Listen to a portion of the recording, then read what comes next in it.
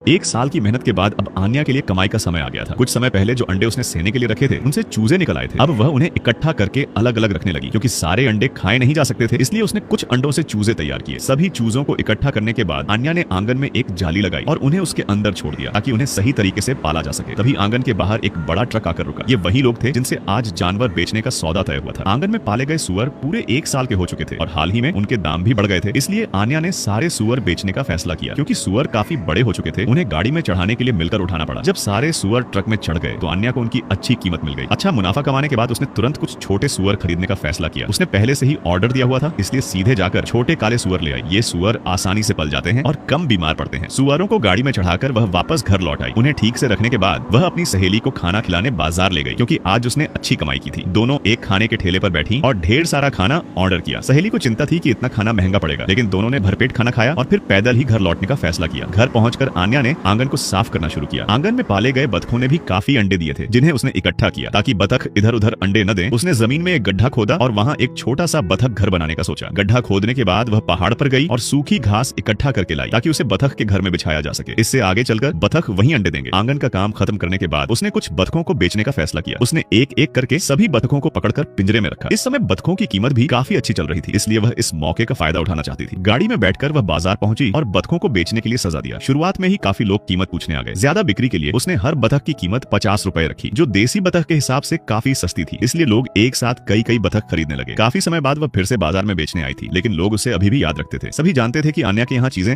सस्ती मिलती हैं, इसलिए उसकी बिक्री अच्छी चल रही थी। लगातार खरीदारी के बाद उसके पिंजरे में सिर्फ 3 बतख बच गए। अगर किस्मत अच्छी होती तो वे भी बिक जाते, लेकिन आखिर में उन्हें एक महिला ने खरीद लिया। इससे उसकी पूरी बिक्री सफल हो गई और वह संतुष्ट होकर घर लौटने लगी। अगर आपको ऐसी ही मजेदार और दिलचस्प कहानियां पसंद हैं, तो चैनल को अभी सब्सक्राइब जरूर करें ताकि आप कोई भी वीडियो मिस न करें।